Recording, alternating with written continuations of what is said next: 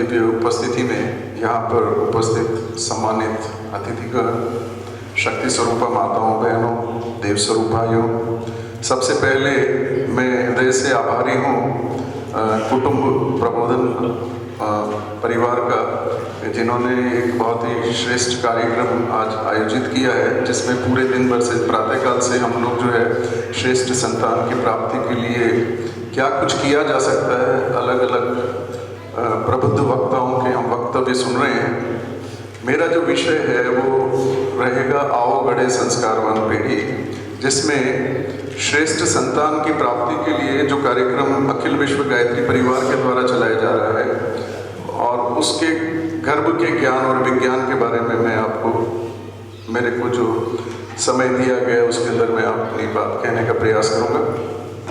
सबसे पहले मैं आप सभी से निवेदन करूंगा, एक बार सभी कमर सीधी करके बैठें, आंखें बंद करें, दोनों हाथ गोदी में लें, पाया नीचे दायां ऊपर, और एक बार उदीयमान सूर्य का ध्यान करते हुए माँ गायत्री के मंत्र को आप हमारे साथ में दोहराएं।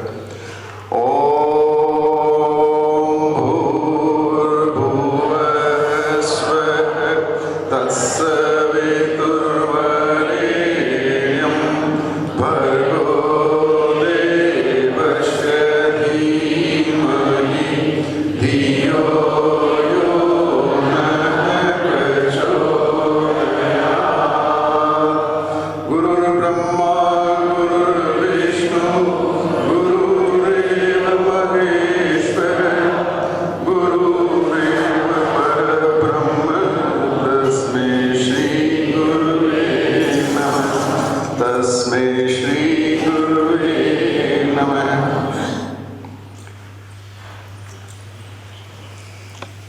आज का जो विषय है गर्भोत्सव कार्यक्रम, और उसके संबंध में अखिल विश्व गायत्री परिवार के द्वारा जो कार्यक्रम चलाया जा रहा है उसका नाम है आओ गढ़े संस्कारवान पीढ़ी। अखिल विश्व गायत्री परिवार, जिसके हमारे संस्थापक परम पूज्य गुरुदेव वेद मूर्ति तपोनिष्ठ युग ऋषि पंडित श्री राम शर्मा जी आचार्य थे, जिन्होंने 24 वर्ष तक कठोर तपस्या करी। प्रति वर्ष 24 लाख गायत्री मंत्र के महापुरुषरण किए, और उस दौरान उन्होंने बहुत ही कठोर आहार संयम किया। प्रतिदिन केवल 1 जौ की रोटी खाते थे और 1 किलो छाछ, यही उनका आहार था। और वो जौ की रोटी भी जो गाय को खिलाते थे, उसके जो गोबर में जो निकलते थे, जो उनको उनकी धर्मपत्नी माता जी उनको सुखाती थी धो करके, और फिर उसका जो आटा बनता था उसकी 2 जौ की रोटी बनाती थी, एक वो स्वयं खाते थे, एक उस गाय को खिलाते थे। इस दौरान वो कई बार पूरे साल भर के लिए हिमालय प्रवास में भी गए, वहाँ पर कठोर तपस्या की। 4 साल इस बीच में उन्होंने स्वतंत्रता आंदोलन में भी भाग लिया, जेल में भी गए महात्मा गांधी जी के साथ में, और पूर्व स्वतंत्रता सेनानियों के साथ में भी काम किया। और उस 4 वर्ष के समय को उन्होंने और एक्सटेंड कर दिया, मतलब आप देखिए 15 वर्ष की आयु से लेकर के 28 वर्ष तक कठोर तपस्या की, और उससे जो उन्हें शक्ति प्राप्त हुई उन्होंने उसको जन कल्याण के लिए लगा दिया। और उन्होंने सन 1958 में युग निर्माण योजना शुरू की, जिसके अंतर्गत और गायत्री परिवार की स्थापना की, जिसके आज की तारीख में 80 देशों से शाखाएं हैं, 17 करोड़ से ज़्यादा मेंबर हैं। और मुख्य रूप से हम 9 आंदोलन चला रहे हैं, जिसमें शिक्षा, स्वास्थ्य, पर्यावरण, नारी जागरण, कुरीति उन्मूलन, नशा उन्मूलन, विचार क्रांति अभियान, और ये मुख्य रूप से अभी जो ये कार्यक्रम चल रहा है आओ गढ़े संस्कारवान पीढ़ी कार्यक्रम। ये आओ गढ़े संस्कारवान पीढ़ी कार्यक्रम की दृष्टि जो थी परम पूज्य गुरुदेव की थी। मार्गदर्शन जो अभी हमारे गायत्री परिवार के प्रमुख हैं आदरणीय डॉक्टर प्रणव पंड्या साहब, जो कि खुद कार्डियोलॉजिस्ट हैं, और मैं इसकी प्रस्तुति आज आपके सामने रख रहा हूँ। गायत्री मंत्र का अर्थ ये होता है कि हम उस प्राण स्वरूप, दुख नाशक, सुख स्वरूप, श्रेष्ठ, तेजस्वी, पाप नाशक, दिव्य स्वरूप परमात्मा से ये प्रार्थना करते हैं कि वो हमारी अंतरात्मा में प्रवेश करे और हमारी बुद्धि को सद ज्ञान की ओर प्रेरित करे। तो ये सद्बुद्धि का मंत्र है। और इस मंत्र के ऊपर जो है न केवल हम लोगों ने बल्कि कई सारे वैज्ञानिकों ने ये हार्वर्ड वैज्ञानिक हैं अमेरिका के, जिन्होंने अपनी लेब के अंदर गायत्री मंत्र पर और विश्व के अंदर प्रचलित जितने मंत्र हैं उन सब पर प्रयोग किया, और उन्होंने पाया कि विश्व का सबसे श्रेष्ठ जो मंत्र है, शक्तिशाली मंत्र है, वो माँ गायत्री का मंत्र है, जिसके 1 सेकंड के उच्चारण से 1,10,000 वाइब्रेशंस पैदा होते हैं। और उसके बाद में दूसरे अन्य वैज्ञानिकों ने भी पाया कि ये मंत्र इतना शक्तिशाली मंत्र है कि इसके मंत्र के अंदर सैकड़ों परमाणु बमों के बराबर की शक्ति है। और इसमें हमारी एम्स की डॉक्टर है, डॉक्टर जया सुंदर, पिछले 15 वर्षों से इन्होंने ऑल इंडिया इंस्टीट्यूट के अंदर जो है मेडिकल के छात्रों पर और मरीजों पर इसके प्रयोग किए हैं, और उन्होंने पाया कि इसके प्रयोग से दिमाग के अंदर कई इस प्रकार के सेंटर हमारे जो है, इन्होंने MRI के द्वारा, इलेक्ट्रोएंसेफेलोग्राफी के द्वारा ये प्रूव किया कि गायत्री मंत्र के उच्चारण करने से न केवल हमारी कुशाग्रता, प्रखरता, तेजस्विता बढ़ती है, बल्कि इससे हम बहुत शांत रहते हैं, विपरीत परिस्थितियों का हम बहुत ठीक तरह से सामना कर पाते हैं। ये जो 7 आंदोलन गायत्री परिवार के द्वारा चलाए जा रहे हैं, जिसमें 8वां आंदोलन आओ गढ़े संस्कारवान पीढ़ी का है, और जो हमारे अभी 12 तारीख को हमने स्वामी विवेकानंद जी की जो जयंती मनाई थी, स्वामी विवेकानंद जी भी यही कहा करते थे कि अगर भारत का भविष्य अगर हमें आगे बढ़ाना है तो उसके लिए जो है हमें संस्कारवान शिक्षकों की और संस्कारवान संतानों की आवश्यकता है। और इस संस्कारवान पीढ़ी के निर्माण के लिए मुख्य रूप से गायत्री परिवार के लिए द्वारा 3 जो प्रमुख कार्यक्रम चलाए जा रहे हैं। तो जो माँ के गर्भ में जो बच्चा है उसको हम कैसे, जब वो पैदा हो तो न केवल वो शारीरिक रूप से स्वस्थ हो बल्कि मानसिक, सामाजिक और आध्यात्मिक रूप से भी स्वस्थ हो, जैसा WHO की डेफिनेशन है। 6 से 14 वर्ष के जो बच्चे हैं उनको संस्कारवान बनाने के लिए पूरे भारतवर्ष में हजारों की संख्या में बाल संस्कार शालाएं चलाई जाती हैं हमारी बहनों के द्वारा, भाइयों के द्वारा, हफ्ते में 1 दिन 2 घंटे की। और उससे भी बड़ा एक प्रोग्राम जो अभी हमने अपने हाथ में लिया है पिछले कुछ वर्षों से, किशोर बालक और बालिकाओं का प्रशिक्षण। जैसे हमारी आदरणीय बहन जी जो सूरत से आई हैं, वो भी कई इस प्रकार के कार्यक्रम चला रही हैं। हम लोगों ने अभी 14 से 18 वर्ष के जो बच्चे हैं, जिसमें बालक और बालिकाएं दोनों सम्मिलित हैं, जो कि आगे चल करके खुद दंपति बनेंगे, तो उसी अवस्था में उनको जो है 25 अलग अलग विषयों पर, उनके स्वास्थ्य के बारे में, उनके आहार विहार, आचार विचार के बारे में उनको शिक्षण दिया जाता है, ताकि वो अपने जीवन के अंदर आध्यात्मिकता को अपनाएं, पाश्चात्य संस्कृति का अनुसरण ना करें। और इस संबंध में ये जो लाखों की संख्या में हम लोग गर्भ संस्कार करवा रहे हैं, पिछले वर्ष 2022 में लगभग 1 लाख से भी अधिक जो है गर्भ संस्कार गायत्री परिवार के द्वारा अलग अलग प्रदेशों में कराए गए। और हम खाली गर्भ संस्कार ही नहीं कराते हैं, उसके द्वारा जो गर्भवती माताएं जो दिनचर्या को फॉलो करती है, उनसे हम चार्ट करवाते हैं। बच्चा पैदा होने के बाद में 2 वर्ष तक उसके विकास को, उसकी ग्रोथ को और उसके डेवलपमेंट को भी जो हम मॉनिटर करते हैं, और उन सारे चार्ट्स को, और बच्चा जब पैदा होता है उसके बाद में वो अलग अलग समय पर एक सामान्य बच्चे से किस प्रकार से वो विशेष रूप से जो है वो अपने आप को एग्जिबिट कर रहा है, उसके वीडियोस भी जो हम मंगवाते हैं। 8 मेडिकल कॉलेजेस में और हमारी गायत्री परिवार के देव संस्कृति विश्वविद्यालय में उस पर रिसर्च का कार्य भी चल रहा है, और उसके कई सारे जर्नल्स में, इंटरनेशनल जर्नल्स में भी प्रकाशित हुआ है। प्रारंभिक जो सूचनाएं हैं उसमें ये पाया गया है कि जो गर्भवती माताएं इस प्रोग्राम को फॉलो करती हैं, उसमें से अधिकांश की नॉर्मल डिलीवरी हो रही है, सिजेरियन भी नहीं करना पड़ रहा है, और वो बच्चे बहुत ही ज्यादा स्वस्थ, संस्कारवान और कुशाग्र और तेजस प्रखर हैं काफी। कुछ वीडियोस के माध्यम से मैं आगे आपको ये बताना चाहूंगा। तो हमारा मुख्य उद्देश्य ये है कि हम कैसे आने वाली पीढ़ी को सज्जन, सुशील, प्रतिभाशाली एवं समुन्नत, सभ्य, प्रखर भावी पीढ़ी का निर्माण करें। ये हमारा मुख्य उद्देश्य है इस कार्यक्रम का। और इस गर्भ के ज्ञान और विज्ञान में, जैसे मेरे पूर्व वक्ताओं ने कई सारे विषयों पर प्रकाश डाला है, मैं उन्हीं को थोड़ा और उद्धृत करते हुए अपनी बात को रखूंगा। इस कार्यक्रम को हम मुख्य रूप से 3 प्रकार से आगे बढ़ा रहे हैं। एक तो इस कार्यक्रम के बारे में ज्यादा से ज्यादा लोगों के अंदर जन जागरूकता फैला करके, और इस कार्यक्रम को हम जन आंदोलन बनाना चाहते हैं। हम चाहते हैं कि हमारे देश के हर नागरिक तक, अभी 2026 में हमारी परम पूजनीय माता जी का जन्म शताब्दी वर्ष है, उसी वक्त में हमारे गुरुदेव जिन्होंने जिस अखंड दीपक की स्थापना अपनी 15 वर्ष की आयु में की थी, और जिसके सामने बैठ करके उन्होंने जो है 24 वर्ष तक जो है महापुरुषरण किए, उस अखंड दीपक का भी शताब्दी वर्ष है। और महर्षि अरविंद जी, उनका भी शताब्दी वर्ष है। तो 2026 तक गायत्री परिवार ने ये लक्ष्य निर्धारित किया है कि हम देश के हर गांव, हर शहर, हर मोहल्ले, हर गली गली में जाकर के जन जन तक पहुंचेंगे और जन जन तक न केवल गायत्री परिवार के द्वारा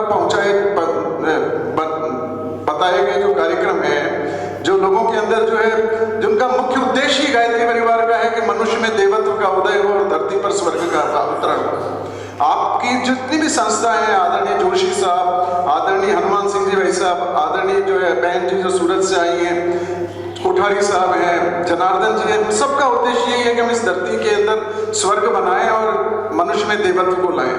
तो उसके लिए जो कार्यक्रम है, उसके लिए ये सबसे महत्वपूर्ण कार्यक्रम है, जो गर्भावस्था वाला कार्यक्रम है, इसको हम जन जन तक पहुंचाना चाहते हैं। दूसरा जो हमारा कार्यक्रम है, इसमें गर्भोत्सव संस्कार, जो गर्भवती माताएं हमसे जुड़ती है, उनका 3 माह का जब उसका गर्भ होता है, उसके बाद में हम उसका है पुंसवन संस्कार करवाते हैं। उसके बारे में संक्षेप में आपको जानकारी दूंगा। और तीसरा सबसे महत्वपूर्ण बात है कि हम केवल गर्भ संस्कार करके गर्भवती माँ को जो है हम छोड़ते नहीं हैं, पूरे 9 महीने तक उसका सतत प्रशिक्षण करते हैं, अलग अलग विषयों पर, योग, प्राणायाम, ध्यान, उसके आहार पर, उसके विहार पर, उसके बच्चे में 9 प्रकार की इंटेलिजेंस को हम कैसे बढ़ा सकें उसके बारे में, गर्भ संवाद कैसे किया जाता है, अलग अलग विषयों पर प्रतिदिन हम सुबह 6:45 से 7 बजे के बीच में जूम पर योग, प्राणायाम और ध्यान की क्लासेस करते हैं कानपुर से। प्रतिदिन शाम को 3 से 5 के बीच में हम गर्भवती माताओं की, जिसमें आप लोग सभी जुड़ सकते हैं, कोई भी जुड़ सकता है, कार्यकर्ता किसी भी संस्थान से जुड़ा हुआ हो, सभी कार्यक्रम हमारे निःशुल्क हैं, जिसमें हम एक दिन आहार की क्लास है, एक दिन जो है गर्भ संवाद की क्लास है, ऐसे अलग अलग विषयों पर हफ्ते में 5 दिन तक हम जो है 1 घंटे की क्लास करते हैं और आधे घंटे का फिर जो उसके बाद में क्वेश्चन आंसर का सेशन होता है। इस प्रकार से हम गर्भवती माताओं को सतत प्रशिक्षण दे करके, और उसके बाद में भी जो है हम अपने मोबाइल नंबर, हमारे क्षेत्र में जो हमारी कार्यकर्ता हैं, बहनें हैं, जैसे आपके यहाँ सिरोही में खंडेलवाल बहन जी हैं, ये हमारे इस कार्यक्रम को यहाँ चला रही हैं। रेखा कंवर जी पिंडवाड़ा में, वो इस कार्यक्रम की जिला समन्वयक है। हमारे भाई लोग और बहनें सब मिलकर के इस कार्यक्रम को कर रहे हैं। और हम इस कार्यक्रम को आंगनवाड़ी के माध्यम से, प्रति गुरुवार को आंगनवाड़ी में जाते हैं, वहाँ गर्भवती माताएं आती है, उन सबको जो है बात करके उनका गर्भ संस्कार करते हैं, उनको प्रशिक्षण देते हैं। हर महीने की 9 तारीख को प्रधानमंत्री सुरक्षित मातृत्व योजना के अंतर्गत पूरे देश के जितने चिकित्सालय, सरकारी चिकित्सालय, आदरणीय डिप्टी CMHO साहब यहाँ विराजमान हैं, उन सभी अस्पतालों में हम एक एक करके जाते हैं। वहाँ पर जो एकत्रित गर्भवती माताएं होती हैं, उनको हम ट्रेनिंग देते हैं, उनमें उनका संस्कार करवाते हैं। इस प्रकार से हम लाखों गर्भवती माताओं तक पहुँचने का प्रयास कर रहे हैं। जैसा आप जानते हैं, मानव शरीर जो होता है 3 प्रकार के शरीर से बना हुआ है। स्थूल शरीर जो आपको यहाँ दिख रहा है, जिसमें हमारे आंख, नाक, कान, उसके अंदर जो सूक्ष्म शरीर, और उसके बाद में हमारा जो है कारण शरीर, जो भावनात्मक शरीर होता है, एक हमारा मानसिक शरीर जो होता है। और इसमें भी मुख्य रूप से आज अगर हम देखें कि हमारे देश की जो युवा पीढ़ी, हमारे देश के अंदर युवाओं की संख्या पूरे विश्व में सबसे ज्यादा है। कहा जाता है हमारे देश की जनसंख्या का 65% युवा है, जो 15 वर्ष से 45 वर्ष के बीच का है। परंतु ये बहुत चिंतन का विषय है कि उनका नैतिक और भावनात्मक, उनकी मूल्यों में निरंतर जो है गिरावट आती चली जा रही है। पाश्चात्य संस्कृति को फॉलो करने से, इलेक्ट्रॉनिक मीडिया को फॉलो करने से, और कई सारे कारण हैं, बेरोजगारी भी एक कारण है। तो कई सारे बच्चे जो है अपने मुख्य मार्ग से जो है विचलित हो रहे हैं। तो आप देखिए, हमारे द्वारा, गायत्री परिवार के द्वारा अलग अलग प्रदेशों में बड़े बड़े विशाल युवा शिविर 5-5 दिवसीय हम आयोजित करते हैं। अभी भगवान बुद्ध की जो नगरी थी श्रावस्ती में, जहां उनका जन्म स्थान था, 7000 युवाओं का हमने जो है 5 दिवसीय सम्मेलन किया था, जिसमें युवाओं को दिशा देने के लिए भी हम प्रयास कर रहे हैं। तो ऐसे समय में ये बहुत आवश्यक है कि हम बच्चों को संस्कारवान बनाने के लिए काम करें। और आप लोग ये भी जानते हो कि जो बच्चे का जो मन होता है, गर्भस्थ शिशु का, ये कहा जाता है कि जब माँ गर्भवती होती है और जब 3 माह का भ्रूण होता है, तो उसके शरीर में आत्मा का प्रवेश होता है। और जब वो आत्मा का प्रवेश होता है तो वो अपने जी ने भी बताया, कई प्रकार के संस्कार होते हैं। माता पिता के संस्कार भी आते हैं, अपने जो है पूर्वज होते हैं उनके संस्कार भी आते हैं, वातावरण के संस्कार भी आते हैं, और उसके पूर्व जन्म के भी संस्कार उसके साथ में आते हैं। उसमें से कई संस्कार ऐसे होते हैं जो अच्छे हैं, जो है स्वागत योग्य हैं। कई बुरे संस्कार भी होते हैं, पुराने जन्मों में उसने जो कुछ कर्म किए उन कर्म बंधनों के अनुरूप उसके कई बुरे स्वभाव संस्कार भी होते हैं। तो ये जो गर्भ संस्कार का जो कार्यक्रम हम पुंसवन का करवाते हैं, उसके माध्यम से हम उसके संस्कारों का परिशोधन कर सकते हैं, और विज्ञान भी आजकल इस बात को मानता है। और दूसरी बात मैं ये बताना चाहूंगा आपको कि जो बच्चा माँ के पेट में होता है उसका अवचेतन मन काम करता है, सबकॉन्शियस माइंड काम करता है। अभी हम लोग यहाँ जितने बैठे हैं, हमारा सबका चेतन मन काम कर रहा है, और जैसा इसमें बताया गया है कि 10% ही हमारा कॉन्शियस माइंड होता है, 90% हमारा सबकॉन्शियस माइंड अब काम करता है। और हमारे जितने भी जो स्वभाव संस्कार हैं, हमारी आदतें हैं, हमारा चिंतन है, हम नहीं चाहते हुए भी कई सारी चीजों को दोहराते हैं, क्योंकि वो हमारे अवचेतन मन में हमारी कितने जन्मों से हमारी वो आदतें बनी हुई है। उसका परिशोधन भी हम इस गर्भ संस्कार के माध्यम से कर सकते हैं। इसलिए जैसा पूर्व वक्ताओं ने बताया कि जो गर्भस्थ शिशु होता है वो देखता भी है, सुनता भी है, बोलता भी है, हंसता भी है, रोता भी है। माँ के हाव भावों को, परिवार के अंदर जो वातावरण है उसको बहुत तेजी से जो है ग्रहण करता है। इसलिए आप माँ चाहे जैसा बच्चे को अपना बना सकती है। वो चाहे तो उसको डॉक्टर, इंजीनियर, नेता, अभिनेता, कलाकार, खिलाड़ी, जैसा बनाना चाहे बना सकती है। सब कुछ उसके आहार विहार, आचार और विचार पर निर्भर करता है, क्योंकि उसका अवचेतन मन काम कर रहा है। और ये मैं आपको बता ही चुका हूं, विश्व स्वास्थ्य संगठन भी इस बात को कहता है कि हमें स्वस्थ बच्चा बनाना है तो न केवल शारीरिक रूप से स्वस्थ हो, बल्कि मानसिक, सामाजिक और आध्यात्मिक रूप से भी स्वस्थ हो। और इसी के लिए हमारा ये कार्यक्रम है।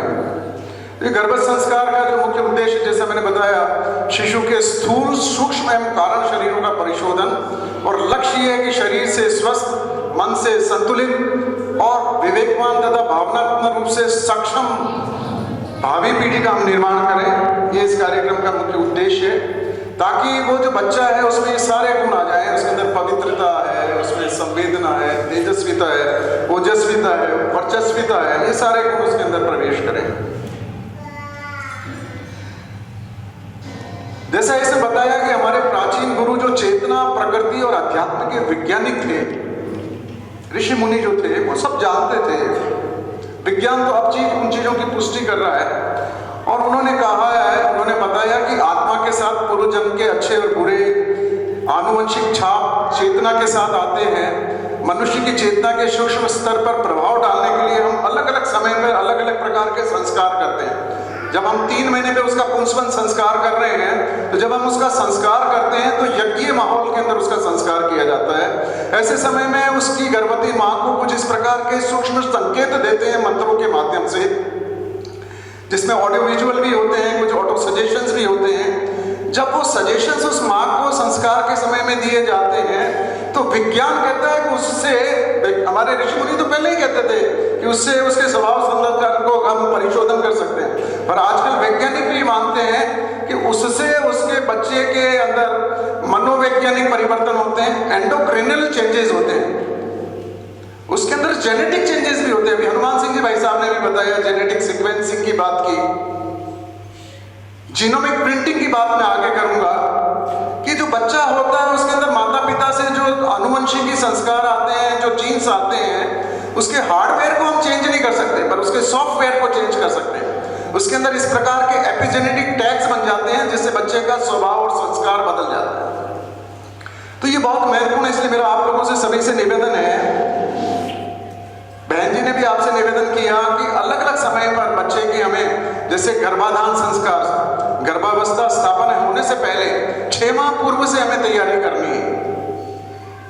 ब्रह्मचर्य में रहना होता है, 3 महीने तक आहार विहार का संयोजन करना होता है, गर्भाधान संस्कार करवाया जाता है, 3 महीने में पुंसवन संस्कार, 6 से 9 महीने के बीच में सीमांतोन्नयन संस्कार। हालांकि हमारे गुरुदेव ने इसको सरलीकरण करके इसको एक गर्भ संस्कार का नाम दिया, जो 3 माह के कंप्लीट होने पर गर्भवती मां करवा सकते, उसके बाद में भी करा सकती है। उसके बाद में जो है नामकरण है, ये आपका अन्नप्राशन है, बच्चे का मुंडन संस्कार है, बहन जी ने एक बताया कर्ण भेदन संस्कार, कई अलग अलग राज्यों के अंदर अलग, पर ये सभी संस्कार, जन्म दिवस संस्कार और विवाह दिवस संस्कार, अगर हमें अपनी पीढ़ी को संस्कारवान बनाना है तो ये जन्म दिवस संस्कार निश्चित रूप से हम सबको मनाना चाहिए और आध्यात्मिक प्रकृति से मनाना चाहिए। ये जो पाश्चात्य संस्कृति है, केक काटना, मोमबत्ती जलाना, बुझाना और एक वो बहुत गंदे तरीके से मनाते हैं, जबकि हमको कैसे मनाना चाहिए? केक की जगह हम घर पे हलवा बना लें, लपसी बना लें, उसको केक का शेप दे दीजिए, कटोरी डाल के निकाल दीजिए, चम्मच से उसको काट के भगवान के प्रसाद चढ़े, काटना है कि चम्मच से निकाल के बच्चों को खिलाइए, आप भी खाइए। मोमबत्ती जलाना नहीं है, हमें बुझाना नहीं है, हमें दीपक जलाने हैं। अपने बच्चे को दीपक के समान जो है प्रखर तेजस्वी प्रतिभावान बनाना है। हम सभी यहाँ आज संकल्प करें कि हम अपना जन्म दिवस आध्यात्मिक प्रवृत्ति से, आध्यात्मिक तरीके से ही मनाएंगे। हम दीपक जलाएंगे, हम केक नहीं काटेंगे, घर पर बने हुए प्रसाद का, मिठाई का इस्तेमाल करेंगे। हम अपना विवाह दिवस भी जो है यज्ञ के माध्यम से, दीप यज्ञ के माध्यम से, यज्ञ के माध्यम से मनाएंगे। और मेरा आप लोगों से निवेदन, अगर आप मनाना चाहते हैं, आप शक्तिपीठ पे जाइए, हमारे गायत्री परिजन है, आप उनसे फोन करिए, वो आपके घर पे आके आपके घर पर यज्ञ करके निःशुल्क जो है आपके घर पर जो है जन्म दिवस और विवाह दिवस एक ऐसे मौके होते हैं जो अगर उचित वातावरण में मनाए जाए, यज्ञ माहौल में मनाए जाए, तो न केवल हमारे परिजनों का हमें शुभकामना और आशीर्वाद मिलता है, देवी देवताओं का भी आशीर्वाद मिलता है।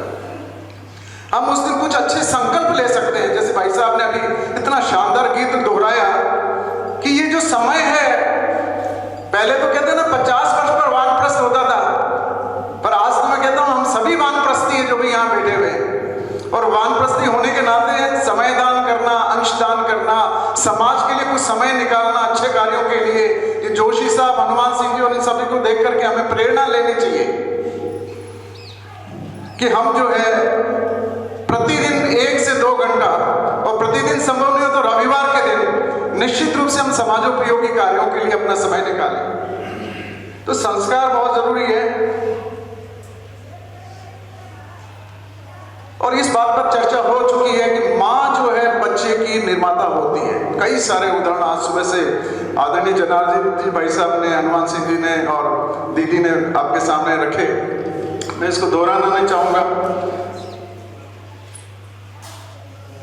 एक ही डॉक्टर रूपर्ट शेल्ड्रक हैं, ये कैम्ब्रिज विश्वविद्यालय के वैज्ञानिक हैं और इन्होंने भी अपनी शोधों से ये प्रूव किया है।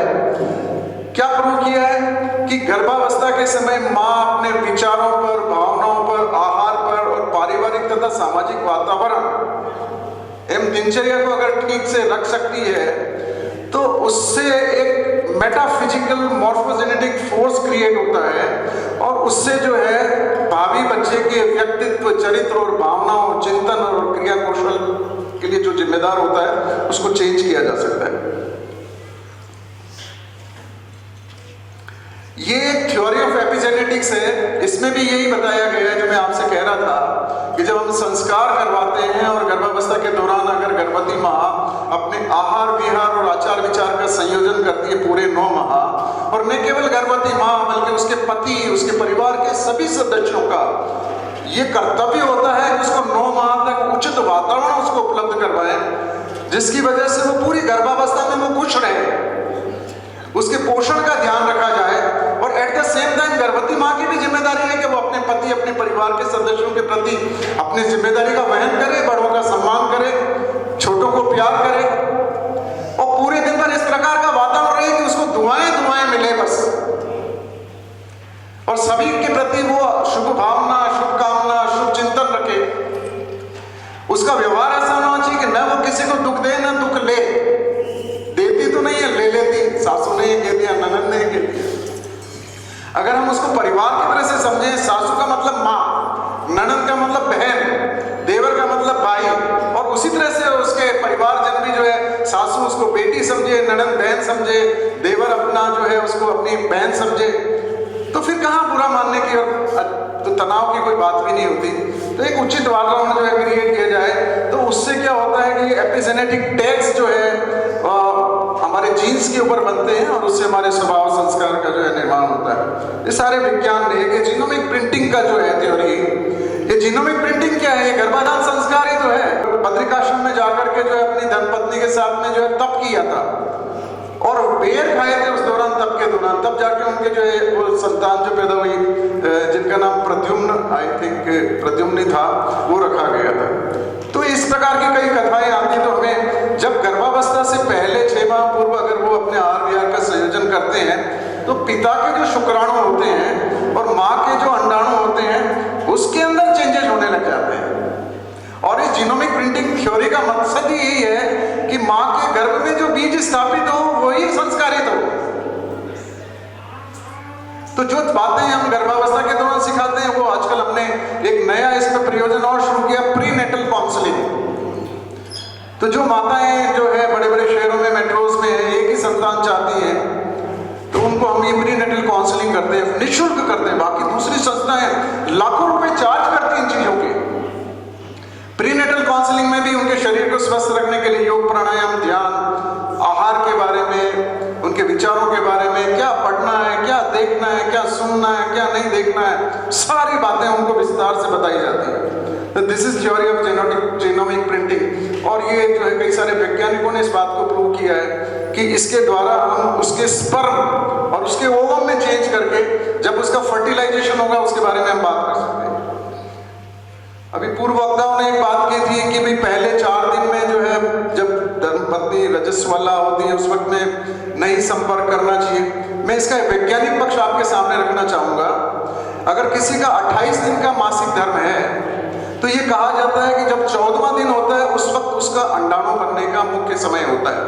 उसके +3 और उसके 3 दिन पहले और 3 दिन बाद, मतलब वो 7 दिन का जो समय होता है वही सबसे जब महत्वपूर्ण समय होता है। जब अगर अपना संपर्क होता है तो उसमें गर्भ ठहरने की पूरी संभावना रहती है। इसलिए पहले 4 दिन वाली तो कोई बात ही नहीं, उसमें तो जो भी हमारे पूर्व बातें कहते हैं वो सही है बिल्कुल। और आदरणीय मेरे पूर्व वक्ताओं ने भी इस बात को और जनार्दन जी ने भी इस बात को रखा। तो वही समय होता है वैज्ञानिक रूप से। 28 दिन का साइकिल है तो 14th डे, और 30 दिन का साइकिल है तो 15th डे, मिड डे जो होता है उस वक्त मैक्सिमम जो है उसके गर्भ। इसलिए आप देखें ना, उस शुक्ल पक्ष की जो बात हो रही है वो भी उसी को ही प्रूव कर रही है। जितनी बातें आदरणीय मेरे पूर्व वक्ताओं ने कही वो सब इन बातों को प्रूव करती है कि हमारे ऋषि मुनि, हमारे पूर्व जो हमारे अग्रज थे वो बहुत वैज्ञानिक थे। एक और जो महत्वपूर्ण बात जो मैं आपसे निवेदन करना चाहूंगा वो ये है कि गर्भावस्था के दौरान गर्भवती माँ को खुश रहना चाहिए। अगर गर्भावस्था में वो खुश रहती है तो उसमें आदरणीय कोठारी साहब ने भी कहा, डोपामिन की बात की, मुझे बहुत खुशी हुई कोठारी साहब के मुंह से डोपामिन सुन के। हमने सोचा तो डोपामिन तो हम ही बोलते हैं, हमारा एकाधिकार है। डोपामिन सिक्रीट होता है, एंडोर्फिन सिक्रीट होते हैं, इंसेफेबोल और कई सारे जो हार्मोन्स होते हैं जिसके अंदर सेरोटोनिन है, मेलेटोनिन है, कई सारे ऐसे हार्मोन्स हैं जो सिक्रीट होते हैं। 18 प्रकार के खुशी के hormone, pineal gland, pituitary gland, hypothalamus, ऐसी हमारी ग्रंथियां हैं जहां से माँ खुश रहेगी तो उसे खुशी के हार्मोन सिक्रीट होंगे। और उससे क्या होगा, उसका होने वाला बच्चा कैसा रहेगा, प्रसन्न, तनाव मुक्त, खुश मिजाज, एकाग्रचित, होशियार, कितने गुण हैं। और उसके विपरीत अगर हम देखें, अगर माँ तनाव में रहती है तो उसके अंदर एड्रेनलिन, नॉरएड्रेनलिन और कोर्टिसोल नाम का हार्मोन सिक्रीट होता है। और उससे क्या होता है, जब बच्चा माँ से जुड़ा रहता है तो आपने देखा होगा एक नाल के द्वारा बच्चा जुड़ा रहता है जिसको हम कोड कहते हैं ना। और उसके अंदर जो आर्टरीज होती है जिससे बच्चे को पोषण मिलता है खून के द्वारा और उसी के द्वारा ऑक्सीजन मिलती है, जब माँ तनाव में रहती है तो आर्टरीज सिकुड़ जाती है। और उससे क्या है, बच्चे को जो है उसको पोषण मिलना कम हो जाता है, न्यूट्रिशन, ऑक्सीजन मिलना कम हो जाता है। आपको जानकर के आश्चर्य होगा, 2020 के आंकड़े में आपके सामने रख रहा हूं, नेशनल फैमिली हेल्थ सर्वे के, हमारे देश में पैदा होने वाले बच्चे लगभग 30% के करीब बच्चे कम वजन वाले पैदा हो रहे हैं। उसमें से 15% लगभग बच्चे ऐसे हैं जो समय से पहले पैदा हो रहे हैं। मैं चूंकि नियोनेटोलॉजिस्ट रहा इसलिए मुझे मालूम है कि हमारे यहाँ 600 ग्राम से लेकर के 3 किलो तक के बच्चों में, और पर्टिकुलरली आपका जिला जो सिरोही है वो तो आदिवासी जिला है। यहाँ तो ज्यादातर जो आदिवासी क्षेत्र है उसमें महिलाएं भी कुपोषण का शिकार हैं और अधिकांश बच्चे समय पर तो हो रहे हैं परंतु कुपोषित है। 1.5 किलो के 1 किलो 400 ग्राम का, प्रोबेबली डिप्टी सीएम साहब विल एग्री विद मी। ये पिंडवाड़ा और ये पास का आपका जो ब्लॉक है, जो आबू रोड वाला इलाका है, ये माउंट आबू वाला इलाका है, पूरा आदिवासी एरिया है। बहुत नजदीक से देखा है इन क्षेत्रों को मैंने। से 4% बच्चे ऐसे हैं जो जन्मजात दिव्यांग हैं, जिनके कुछ न कुछ शारीरिक दोष है, होठ कटा हुआ है, तलवे में छेद है, हार्ट में छेद है, मलद्वार नहीं बना हुआ, आंतें फंसी हुई है, दिमाग का विकास नहीं हुआ है। और इन सब का कारण क्या है? गर्भावस्था के दौरान मां का तनाव में रहना और ठीक से पोषण नहीं लिया जाना। इस सभागार में लगभग 100-150 जितने भी लोग बैठे, मेरा सभी से आग्रह रहेगा, अगर हर व्यक्ति अगर 10-10 लोगों तक भी इस मैसेज को पहुंचाए तो भी बहुत बड़ा कार्य होगा। तो दो ही बातों का ध्यान रखना है, खुश रहना है और ठीक से पोषण। और उसका बच्चा कैसा होगा? जिसमें उत्साह की कमी होगी, खुशी में कमी होगी, बच्चे के अंदर मांसपेशियों का खिंचाव, मां में भी मांसपेशियों का खिंचाव हो सकता है। और बच्चा कैसा होता है? चिड़चिड़ा, रोने वाला, गुस्सेबाज, असंतुलित व्यवहार वाला, मानसिक एवं भावनात्मक रूप से कमजोर, छोटा, जिसको हम कहते हैं IUGR, इंट्रा-यूट्राइन ग्रोथ रिटार्डेशन। और एक जो है आजकल एक बच्चों में एक नई बीमारी और हो गई मां के तनाव में रहने की वजह से, ADHD कहते हैं, attention deficit hyper activity disorder. बच्चे क्या है तो स्वस्थ है, पैदा हुआ तो 4 किलो का है, बड़ा हुआ तो दिमाग ही नहीं, मां कहती है तो कुछ समझता ही नहीं। और थोड़े दिनों बाद में इतने हाइपर एक्टिव, 10 बच्चे खेल रहे होंगे उनके बीच में नहीं खेलेगा, वो अलग जाएगा, उधर उधर उसको तोड़ेगा, उधर डाइनिंग कॉर्नर में चले गए, 4 प्लेट फोड़ दी। माँ बाप उसको बचने के लिए स्कूल भेजते हैं, स्कूल वाले वापस भेजते हैं कि बच्चा बहुत शैतान है, क्लास में हमारे दूसरे बच्चों का भी ध्यान आकर्षित करता है, तो न घर पे उसका स्वागत है न बाहर स्वागत है। ऐसे बच्चे अनिद्रा का शिकार होते हैं। आप देखिए कई सारी माताएं शिकायत करती है, मेरा बच्चा तो सोता ही नहीं, रात तक जागता रहता है, रोता रहता है, इतना चिड़चिड़ा, चुप करने से मैं ही परेशान हो गई। कारण गर्भावस्था में मां का तनाव में रहना, पोषण नहीं लेना। एक और सबसे महत्वपूर्ण बात है जो बहुत साइंटिफिक फैक्ट है, गर्भावस्था में गर्भवती मां अगर भोजन ठीक से नहीं लेती है, अगर उसका भोजन संतुलित, सात्विक और संस्कारित नहीं है, हम तो आप लोगों से सभी शिक्षित हैं, ग्रामीण क्षेत्र में जाते तो ऐसे बात करते हैं, भाई तू 2 रोटी सुबह खावे, 2 दिन में खावे और 2 शाम का खावे, तो 6 रोटी रोज खा रही है मान लो। तो गर्भावस्था में तेरे को इतना भोजन करना है कि उससे 2 रोटी ज्यादा जितना भोजन करना है, मतलब 8 रोटी जितना भोजन करना है, उसमें दलिया भी हो सकता है, खिचड़ी भी हो सकती है, कुछ भी सवाया भोजन करना है, ताकि अपने पेट भरने के लिए जितना भोजन कर रहे हैं उतना तो करना ही है, बाकी वो 400-500 कैलोरी बच्चे के लिए भी तो चाहिए ना अतिरिक्त। इसके लिए आप देखिए आंगनबाड़ी केंद्रों से पूरक पोषाहार दिया जाता है। पूरे विश्व का सबसे बड़ा स्वास्थ्य कार्यक्रम है ये आंगनबाड़ी केंद्रों का, 1975 से चल रहा है, परंतु परिदृश्य वैसे का वैसा ही है। कारण कि उसका इम्प्लीमेंटेशन ठीक से नहीं हो पा रहा है। हम उनको पोषाहार दे रहे हैं, वो घर के किचन में सारे आटे में मिला देते हैं, सब मिलके खा लेते हैं, या खाते ही नहीं, या गाय को खिला देते हैं, या किसी को खिला देते हैं।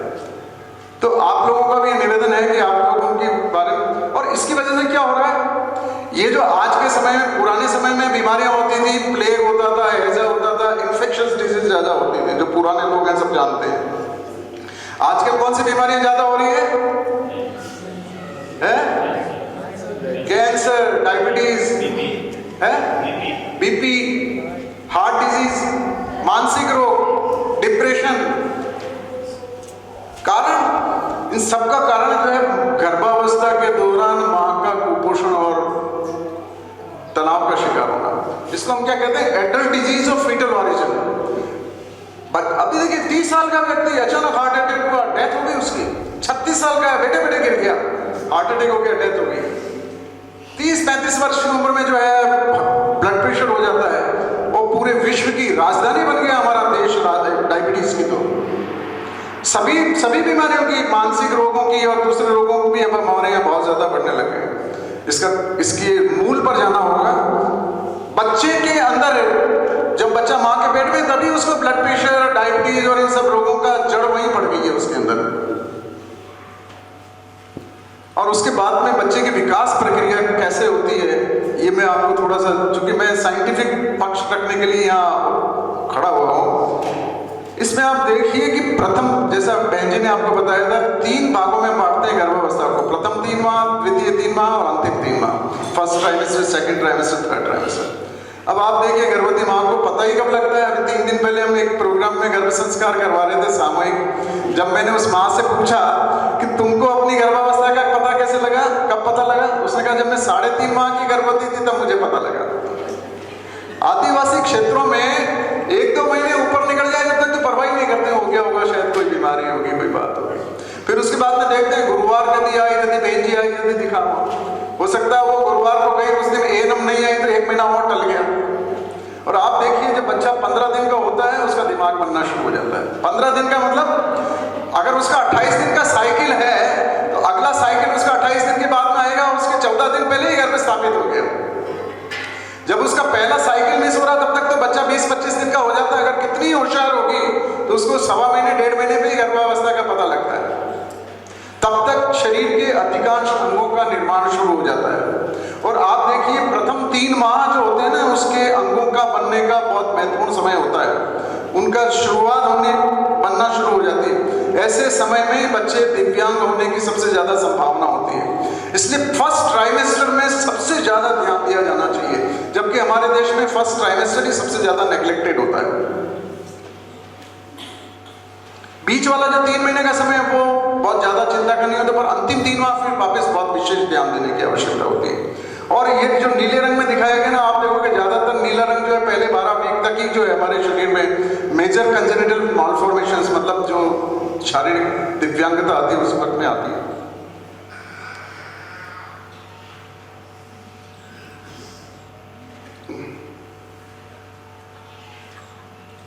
अब देखिए बच्चा 14 महीने का है, स्वाद पहचानने लग जाता है।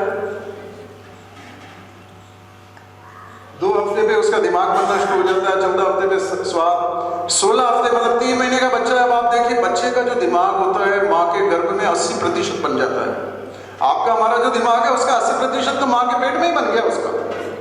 बच्चे का 90% दिमाग पहले 2 साल में बन जाता है। मैं तो बहन जी का जो है अभिनंदन करूंगा कि ये सभी वर्ग के 8 प्रकार के वर्ग आपने चयन कर रखे हैं। गर्भावस्था से पहले, गर्भावस्था, 1 से 3 माह, 3 से 6 माह, 3 से 6 साल, 6 से 9 साल, कितने सारे ग्रुप्स का आप ध्यान रख रहे हैं। बच्चा आवाज पहचानने लग जाता है, लगभग 4 महीने का होता है। वो रिएक्ट करता है, आपकी बात को रेस्पॉन्स करता है। आदरणीय कोठारी साहब ने इस बात को रखा, महक को, सुगंध को, स्वाद को पहचानने लग जाता है, आवाज के प्रति प्रतिक्रिया देने लग जाता है। 6 महीने का जो बच्चा होता है उसके दिमाग की कोशिकाएं 1 मिनट में 5 लाख कोशिकाएं बननी शुरू हो जाती है। अब आप देखो 3 महीने में मां को, गर्भवती को पता ही नहीं मैं गर्भवती हूँ, उस वक्त 2.5 लाख कोशिकाएं बन रही है। और उनको जोड़ने के लिए जो वायरिंग बन रही है वो माँ के आहार विहार और आचार विचार पे निर्भर कर रही है। उस वक्त आदमी शराब पी के आ रहा है, गाली गलौज कर रहा है, मार कुटाई कर रहा है पत्नी के साथ में। उस वातावरण में माँ गुस्से में खाना नहीं खा रही है, तनाव में रह रही है, कितना नुकसान हो रहा है उस बच्चे को। और यही कारण है हमारे देश के अंदर जो ये आजकल जो नई दुराचार, अनाचार, भ्रष्टाचार और व्यभिचार बढ़ने का कारण हम खुद हैं। गर्भावस्था से उचित वातावरण नहीं मिला, उसके बाद में भी वातावरण ठीक से नहीं मिलता, उचित समय पे मार्गदर्शन नहीं मिलता। जब बच्चे किशोरी अवस्था में आते हैं तब उनको देखिए न शिक्षक गण उनको ठीक से मार्गदर्शन दे पाते हैं और माँ बाप भी हिचकिचाते हैं इनसे क्या बात करें। फिर वो कहाँ जाते हैं? अपने दोस्तों के बीच में जाते हैं, कुसंग में जाते हैं, अपना गलत आदतों में पड़ जाते हैं, या टीवी मोबाइल को अपना जो है मार्गदर्शक मान लेते हैं। तो ये बहुत चिंतन का विषय है। बच्चे की टेस्ट बड्स बन जाती है। ये मैं आपको अलग से दिखा दूंगा क्योंकि इसमें ये मैं प्ले नहीं कर पाऊंगा, इसमें शायद कुछ इस लैपटॉप से शायद होगा नहीं, बाद में दिखा दूंगा आपको। कुछ वीडियोस हैं अलग से, अगर मुझे समय देंगे तो। इसमें यही बताया गया है 8 महीने के बच्चे में सभी इंद्रियां, 5 कर्मेंद्रियां, ज्ञानेंद्रियां सारी पूर्ण रूप से विकसित हो जाती है। बच्चे के अंदर याददाश्त और सीखने के केंद्र बन जाते हैं। गर्भ में बच्चा पिता, भाई बहन तथा अन्यों के अलावा मां के 5000 शब्द प्रतिदिन सीखता है। इसकी किसी को जानकारी नहीं। एक दिन में जब 6 माह से 9 माह का बच्चा एक दिन में 5000 नए शब्द सीखता है। मां चाहे तो उसको 10 प्रकार की भाषाएं सिखा सकती है। हमारे सामने ऐसे ऐसे उदाहरण हैं जिन्होंने गर्भावस्था के दौरान गीता का पाठ किया। 5 साल के बच्चे हुए, उसके दोनों जुड़वा है, गीता कंठस्थ याद है 700 श्लोक। बच्चे गायत्री मंत्र, महामृत्युंजय मंत्र जो माँ ने जाप किया। हमारे पास में ऐसे भी वीडियो है जो गर्भवती माँ ने गर्भावस्था के दौरान जो संगीत सुनती थी और माँ नौकरी करने चली गई और वो रो रहा है बच्चा, और वो वही गीत सुनाया तो बच्चा चुप हो गया। गायत्री मंत्र सुनाती थी माँ, उसको दूध पिलाते वक्त में वो करती थी, जब बच्चा रो रहा है उसको गायत्री मंत्र सुना रहे हैं, आप देखना वीडियो में भी है, तो वो बच्चा जो चुप हो जाता है और माँ से जो है खाना खाने लग जाता है। कंडीशनिंग, आप जैसा चाहे ऐसा बच्चे को डाल सकते हैं। आपके मन में जो भावनाएं विचार उठ रही है उसको बच्चे को, उसको भी बच्चा ग्रहण कर रहा है। आपका पति जो बोल रहा है, जो व्यवहार आपके साथ कर रहा है, आपके परिवार के लोग जो व्यवहार कर रहे हैं, सब चीजों को बच्चा बहुत तेजी से ग्रहण करता है। कई भाषाओं को सीखने की क्षमता होती है, मस्तिष्क का आकार बढ़ जाता है, विभिन्न प्रकार की सूचनाएं एकत्र करने लग जाता है। बच्चा बोलता तो नहीं, परंतु आप ये मानिए कि जो भी बच्चा माँ के गर्भ में है, सिरोही जिले की बात करूं 10 लाख की जनसंख्या है, एक साल में 30,000 गर्भवती माताएं आपके यहाँ पर हैं। अगर हम इस प्रोग्राम को रुचि लें तो 30,000 बच्चे जो माँ के गर्भ से निकलेंगे महामानव और देवमानव की श्रेणी के होंगे। 5 साल में 1.5 लाख महामानव और देवमानव आपके जिले के अंदर होंगे। आपका यहाँ परिदृश्य बदल जाएगा सिरोही का। सिरोही को तो वैसे भी जो है धर्मात्माओं की और देवनगरी कहा जाता है। ब्रह्मा कुमारी इसका मुख्यालय यहाँ पर है और कई सारे तीर्थों का जो है यहाँ पर जैन तीर्थ हैं यहाँ पर। तो ऐसे समय में जो हमें इसके लिए निश्चित रूप से प्रयास करना चाहिए कि हम जो है, क्या बोलता है बच्चा, माँ मेरा मस्तिष्क अभी भी बढ़ रहा है, कृपया मुझे प्यार कीजिए, रक्षा कीजिए, मेरे लिए अच्छी पुस्तकें पढ़िए, प्रेरणास्पद कहानियां पढ़िए, महापुरुषों की जीवनी पढ़िए, जो आप बच्चे को बनाना चाहिए वो पढ़िए, अच्छी कहानियां सुनाइए, पौष्टिक आहार सुनिए, अच्छा संगीत सुनाओ, अलग अलग राग सुनाओ, मुझे मालपुर सुनाओ, मुझे कौन कौन सी राग आपने बताए। मैं बहुत प्रभावित हुआ कि शाम के वक्त में रात को सोते हुए कौन सी भैरवी सुनाओ मेरे को, अपनी आवाज में लोरी सुनाओ मेरे को, अपने शब्दों में बनाई हुई बात करो मुझसे, मेरे को बहुत अच्छा लगेगा। ये कहती है माँ, बच्चा कहता है माँ सुने तो, माँ तो सुनती ही नहीं है, वो तो पति की बात को सुनने में ही लगी रहती है, बच्चे का तो कोई ध्यान दे ही नहीं पाती वो। खुश रहिए, बच्चा कह रहा खुश रहिए ताकि मैं दुनिया में एक सफल इंसान बन सकूं। ये बच्चे की पुकार है जो माँ के गर्भ में पल रहा है। और बच्चे के अंदर न केवल हम लोग ज्यादातर क्या बात करते हैं, इंटेलिजेंट क्वेश्चन की बात करते हैं, बुद्धिमत्ता की बात करते हैं, पर आज का जो समय है 9 प्रकार की इंटेलिजेंस की बात की जाती है। Intra music intelligence. आजकल जो आईएएस के इंटरव्यूज होते हैं ना, 5 से 10% नंबर काफी है बुद्धिमत्ता के दिए जाते हैं, बाकी उनको नंबर दिए जाते हैं आईक्यू ईक्यू कितना अच्छा है उसका, विपरीत परिस्थितियों में वो कितना स्टेबल है, भावनात्मक रूप से वो कितना स्ट्रांग है, इन चीजों की परीक्षाएं ली जाती है उनको। तो इन सब के लिए हम लोग जो है अलग अलग क्लासेस करते हैं। एक क्लास में हम जो है इंटरपर्सनल, एक में इंट्रा, एक में म्यूजिकल इंटेलिजेंस बढ़ाने के लिए बात करते हैं। अलग अलग क्लास में अलग अलग विषयों में बात करते हैं और उसमें कई सारे देश की गायनेकोलॉजिस्ट, पीडियाट्रिशियंस, प्रबुद्ध वक्ता हमसे जुड़े हैं और हमारे साथ में जो है वो इन कार्यक्रमों को भाग लेते हैं। राजस्थान के द्वारा हम प्रति माह 1 तारीख को और 15 तारीख को ये कार्यशाला करते हैं। बाकी अलग अलग राज्यों के द्वारा भी होती है, पूरे हफ्ते भर ये चलती है, 5 दिन। वो सारे जो उसके लिंक होते हैं जूम पर हम अपने कार्यकर्ताओं को शेयर करते हैं। मेरा निवेदन है यहाँ जो भी गायत्री परिवार के परिजन आए हैं इन सभी से जो है वो शेयर करें। आदमी भाई साहब पधारे हैं, मैं कहूँगा आरएसएस से तो आप भी जुड़े हुए, आरएसएस के सारे कार्यकर्ताओं को आप लिंक शेयर करें ताकि ज्यादा से ज्यादा लोगों तक ये जानकारी पहुंचे। और ये जो कार्यक्रम हम करते हैं जिससे बच्चे का न केवल लेफ्ट ब्रेन बल्कि राइट ब्रेन, टोटल ग्लोबल उसके बच्चे का ब्रेन का जो विकास होता है। और अगर उसकी ग्लोबल इंटेलिजेंस अगर उसका विकास हो गया तो बच्चा निश्चित रूप से आप देखो एक स्पेशली जो है आपका संतति आप यहाँ लेकर के आएंगे, महामानव देवमानव ही होगा वो निश्चित रूप से। तो अब क्या जरूरी बातें हैं जो शिशु के लिए आवश्यक है, क्या वातावरण बनाना है। हम गर्भस्थ शिशु को ईश्वर का प्रतिनिधि मानकर ये संकल्प लेना है, माँ को, पति को, परिवार के लोगों को, कि हम उसको जो है ईश्वर का प्रतिनिधि मानकर स्वस्थ, सुखमय, प्रसन्न एवं आध्यात्मिक वातावरण की समुचित व्यवस्था बनाकर उसके स्वागत की तैयारी करेंगे। जब हम गर्भ संस्कार करवाते हैं ना तो उसके परिवार के लोगों से सबसे ये संकल्प करवाते हैं, परस्पर द्वेष और भुलाकर शालीनता का वातावरण बनाएंगे, गर्भ पर अभाव, नशा सेवन और कुसंस्कारों की छाया नहीं पड़ने देंगे। आप देखिए वैज्ञानिक शोध में ये पाया गया है कि माँ और पति में से अगर कोई तंबाकू का सेवन करता है, शराब का सेवन करता है, कहते हैं फीटल अल्कोहल सिंड्रोम, उसमें क्या होता है, बच्चा कम वजन वाला, समय से पहले जिद्दी, चिड़चिड़ा, मानसिक रोगों से ग्रस्त, दिमाग का विकास नहीं हो पाता है, कम वजन वाला होता है, 1 किलो, 1.5 किलो, 2 किलो। और आप देखो ग्रामीण क्षेत्रों में तो मैंने देखा माताएं तो तंबाकू को तो नशा मानते ही नहीं है, माताएं बीड़ी पीती है जो मजदूर वर्ग की है। और सबसे बड़ा खतरनाक, शराब भी बहुत प्रचलन है यहाँ पे, और सबसे बड़ा खतरनाक जो नशा है वो मोबाइल का है।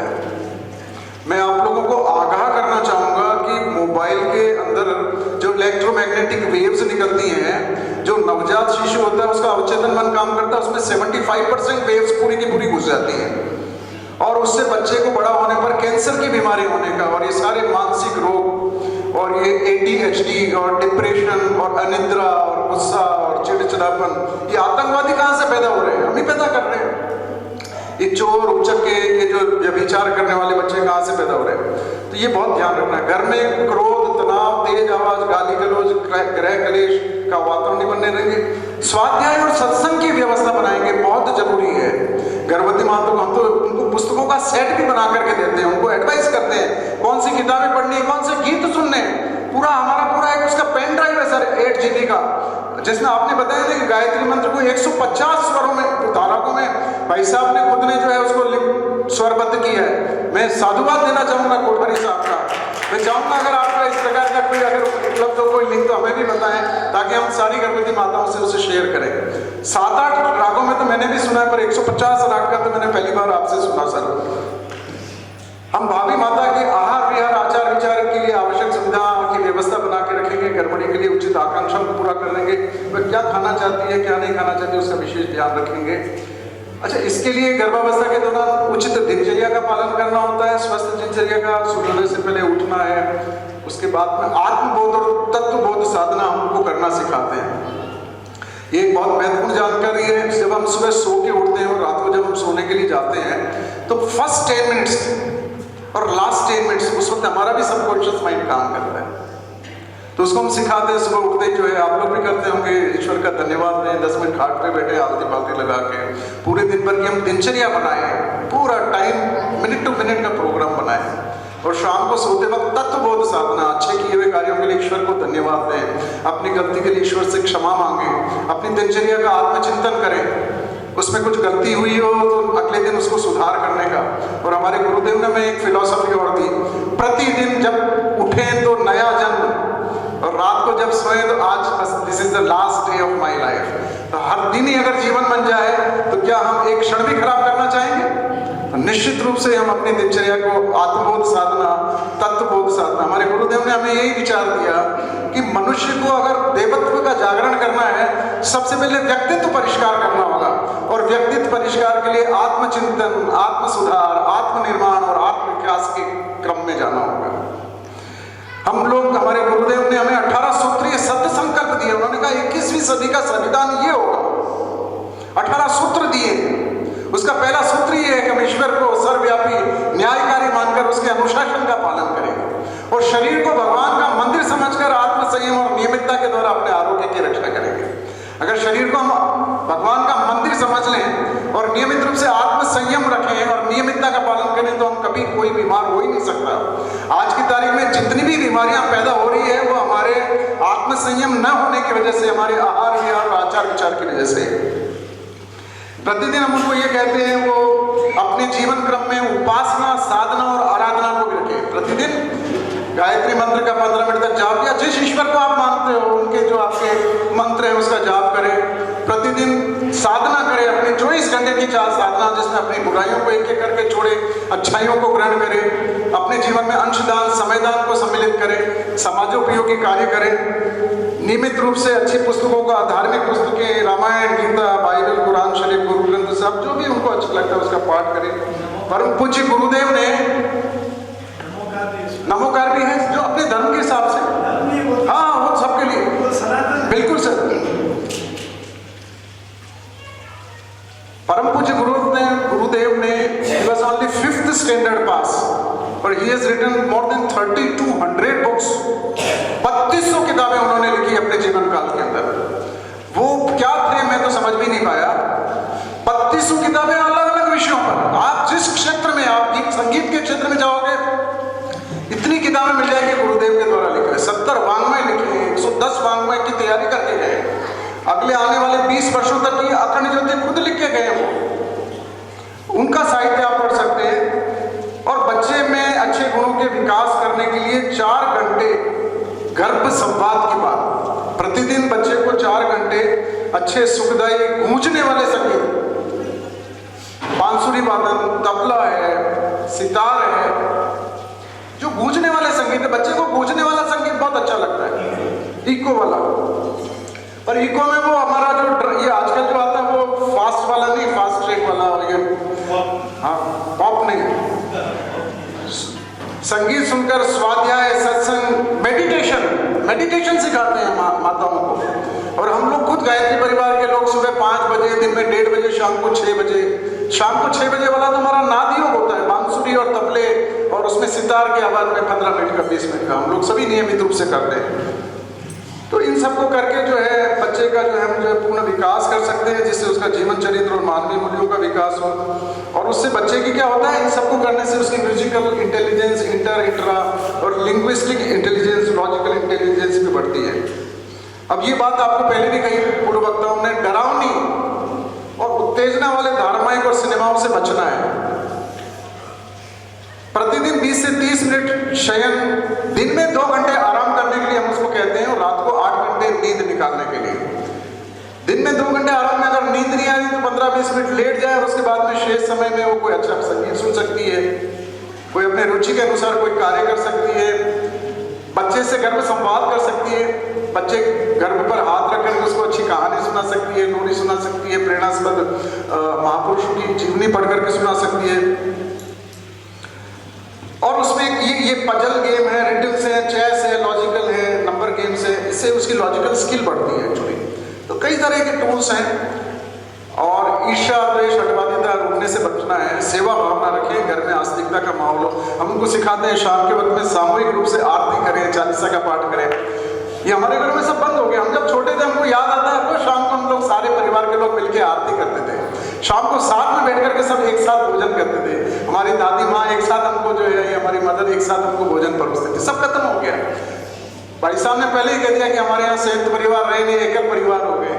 और एकल परिवार में भी जो दिन में 5 बार तो चूल्हा बन रहा है। पिताजी अलग टाइम पे खाएंगे, दादाजी को 6 बजे चाहिए, पिताजी को रात को 10 बजे चाहिए। क्या हो गया एक्चुअली? शाम का भोजन तो हम एक ऐसा अनुशासन बनाए कि साथ में करें। और गर्भवती माँ को हम समझाते हैं कि वो जो भोजन है उसको 4 या 5 भागों के अंदर बांट ले। सुबह एक सूक्ष्म नाश्ता, सुबह उठ के 8 बजे स्नैक्स कर लिया, 12 बजे लंच का टाइम है, शाम को कुछ फलाहार, दूध, छाछ कुछ ले लिया, फल रस ले लिया। और सोने से 2 या 3 घंटे पहले तो रात का भोजन हमें करना ही चाहिए। अगर हम रात को 10 बजे भोजन कर रहे हैं, शादी के अंदर वहाँ गए और 10 साढ़े 10 बजे सो गए, बचेगा कहाँ से? आधे लोग तो रात में खत्म हो जाते हैं, हार्ट अटैक हो जाता है, इतना हैवी खा के आते हैं, कुछ पता ही नहीं पड़ता हम लोगों का। इन सब बातों का ध्यान रखना है। भोजन के ऊपर विशेष रूप से ध्यान देना है। 5-7 मिनट है मेरे पास में, तो मैं भोजन को संतुलित, संस्कारित और सात्विक रखना है। संस्कारित भोजन के लिए हम बलिवेश में सिखाते हैं गर्भवती माँ को। एक सूक्ष्म यज्ञ अपने घर पे कर सकती है। जब नहा धो करके किचन में जाए सभी गृहिणियां, और भगवान का प्रसाद समझ करके हम सबसे पहले भोजन बनाए। अपने चाय बनाने से पहले हम भगवान का बलिवेश यज्ञ करते हैं। 5 मिनट लगते हैं उसमें। कुछ भी नहीं बनाया, किचन साफ किया, गुड़ लिया, घी लिया, 5 मक्की के दाने के बराबर जो आपने 5 वो बना दी, अपने जो है छोटे छोटे से जो है उसकी ग्रास बना दिए। अगर आपने रोटी बनाई है तो बिना नमक वाली बना ली, उसके छोटे टुकड़े घी और गुड़ में मिला के 5 छोटे छोटे से ग्रास। और उसमें आपकी जो गैस होती है उसके ऊपर जाली रखते हैं लोहे की, या एक ताम्र पात्र आता है, शक्तिपीठ में मिल जाएगा। और 5 बार गायत्री मंत्र बोलते हुए ओम भूर्भुवः स्वः तस्मिन्नुर्वरेण्यं भर्गो देवस्य धीमहि धियो यो न प्रचोदयात् इदं गायत्री इदं न मम। उससे क्या होता है, आपके घर में ऋषि मुनि, देवी देवता, भूत प्रेत, आपके यहाँ में जितने भी कोई भी दोष है सब दूर हो जाते हैं। आपका घर का वातावरण बहुत परिपूर्ण अच्छा हो जाता है। और वो जो प्रसाद है उसका थोड़ा थोड़ा सा भाग हमारे परिवार के सभी सदस्यों के भोजन में हम मिलाकर के उनको दें। अगर किसी में किसी प्रकार का दोष भी है, मान लीजिए आपका पति शराब पीता है, सिगरेट पीता है, आप उसको कुछ मत कहिए। उस प्रसाद को ये सोच के बताइए कि ये प्रसाद मैं अपने पति को खिलाऊंगी तो आज से उसकी आदत छूट जाएगी। आप प्रयास करके देखिए, 1 महीने 2 महीने अच्छे बुराइयां उन लोगों की छूट गई है। बलिवेश करिए। संतुलित भोजन का मतलब ये है कि हमारा जो भोजन है, मैं इनको क्विट कर रहा हूँ क्योंकि मैं बातें कर चुका हूँ। हमारा जो भोजन है उसमें 4 प्रकार की चीजें होती है। अन्न होता है, दूसरा उसमें दालें होती हैं, हरी सब्जियां होती हैं, फल होते हैं, और वसा होता है और पानी होता है। तो इसको जो है हमें एक निश्चित अनुपात में हमें जो है काम में लेना चाहिए। कैसे लेंगे? माँ की थाली कैसे होनी चाहिए? सबसे ज्यादा उसमें अन्न की मात्रा होनी चाहिए। इसको कहते हैं पायरामिड कहते हैं इसको।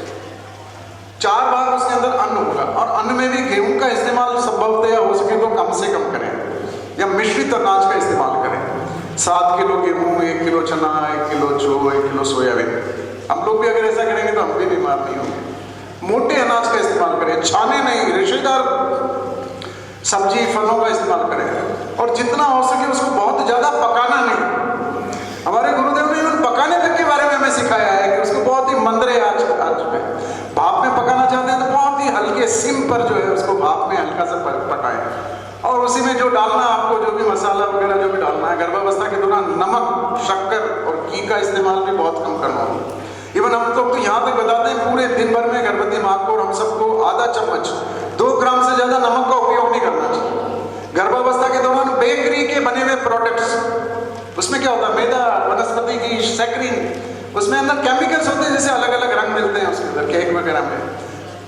15 दिन तक मैदा पचता नहीं, हमारी आंखों में फंसा रहता है। बेकरी के प्रोडक्ट, बाजार की बनी हुई चीजों का इस्तेमाल नहीं करना है किसी भी प्रकार से। ये कुरकुरे हैं, चिप्स वगैरह है, ये सब चीजें न हम खाएं, न बच्चों को खाने के लिए दें। तो सबसे ज्यादा क्या है? अन्न, मोटा अनाज, स्टार्च युक्त सब्जियां 300 से 400 ग्राम प्रतिदिन।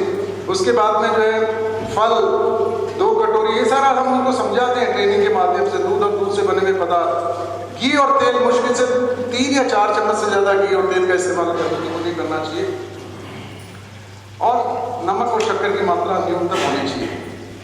क्या खाना है ये इधर बता रखा है, क्या नहीं खाना है आप देखिए ना। मांसाहार के बारे में हम विशेष रूप से बात करते हैं। शुद्ध शाकाहारी भोजन करना चाहिए। हमारा शरीर मांसाहार खाने के लिए बना ही नहीं है। जो मांसाहारी जीव होते हैं उनके कैनाइन दांत, चीरने और काटने वाले दांत ज्यादा होते हैं। उनकी आंतें बहुत छोटी होती है।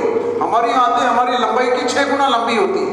हमारे शरीर के अंदर में क्षारीय तत्व ज्यादा होता है। जब भोजन को खाते हैं तभी हम कहते हैं ना 25 बार चबा चबा के खाना चाहिए। कहते हैं ना कि भोजन को आप इतना चबाओ कि वो पानी जैसा बन जाए, और पानी को ऐसे पियो जैसे चबा चबा के खा रहे हो, घूट घूट करके पिए। उससे हमारे भोजन में, हमारे मुंह से लार मिल जाती है, और लार क्या होती है? क्षारीय होती है, और हमारा अंदर भोजन सारा पचता है क्षारीय वातावरण के अंदर।